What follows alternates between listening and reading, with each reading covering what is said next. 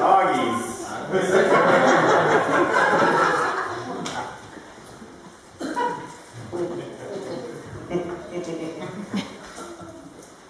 Well, I'm going to begin last Sunday.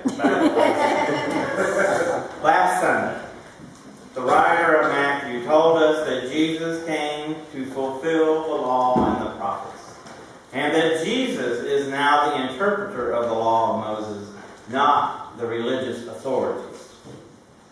Matthew also told us that we had to keep the law more righteous than did those authorities, the scribes and the Pharisees. And we know that the scribes and the Pharisees were meticulous in keeping the laws, all the laws.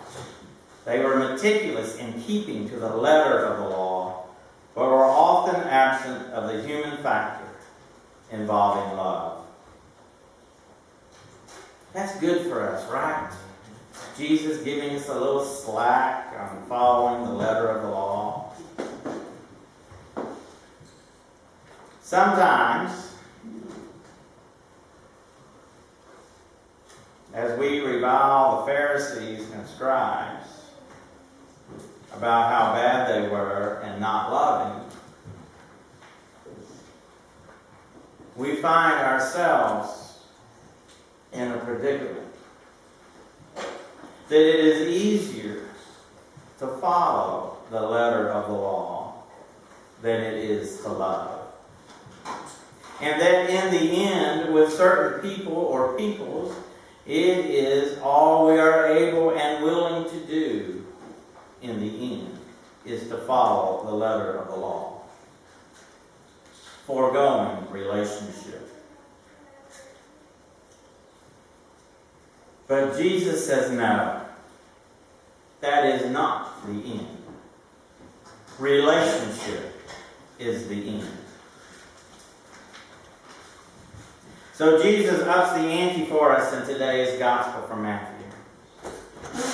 These passages are commonly called the antitheses. You have heard it said, but I say. Jesus tells us that in God's kingdom, anger leads to murder, and we will be liable for that anger.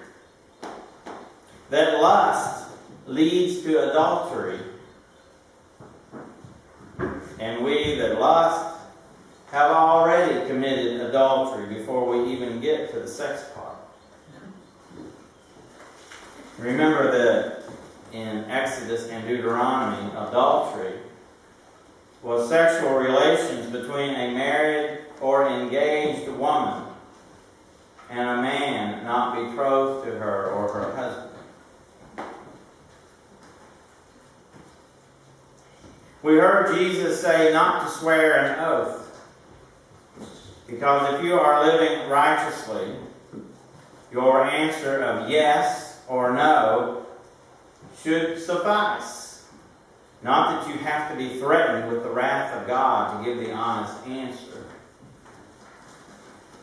Except for the following question. Does this make me look fat? Don't answer yes. Don't answer no. Don't answer. Regardless of who asks, man or woman, we're all vain. Don't answer.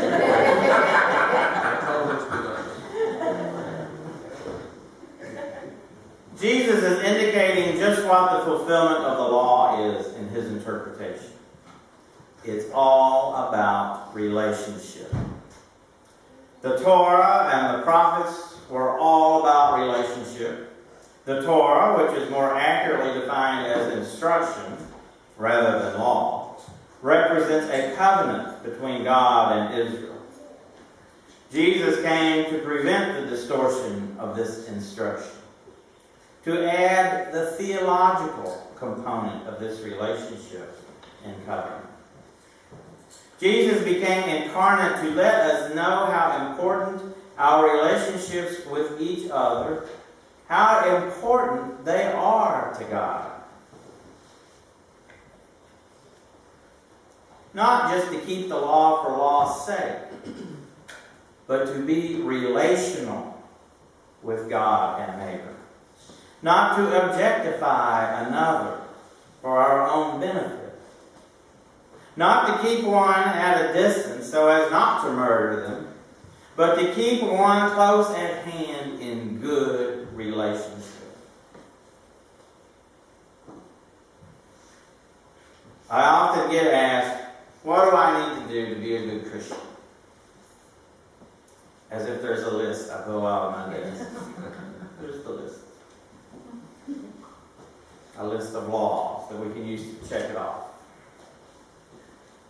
Jesus, according to Matthew, came to do away with the checklist and instead came to make relationship. Now I'm going to borrow some lyrics from what has become Bishop Wright's theme song, Spirit of the Living God.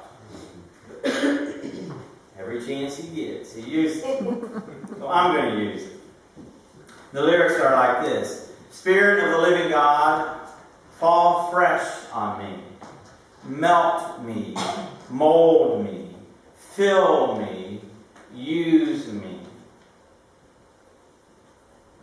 This is how we are to approach this relationship that Jesus brought. Not to supplant the law, the instruction, but to go deeper into and broaden our journey with God. That's the only way we can do it. So I leave you with two questions from this good news we heard from Matthew today. Where are you getting fulfilled or nourished in right relationship? Where is it coming from? And the second question, where are you in need of repairing relationship? Spirit of the living God, fall fresh on me, melt me, mold me, fill me, use me. Spirit of the living God, fall fresh on me. Amen.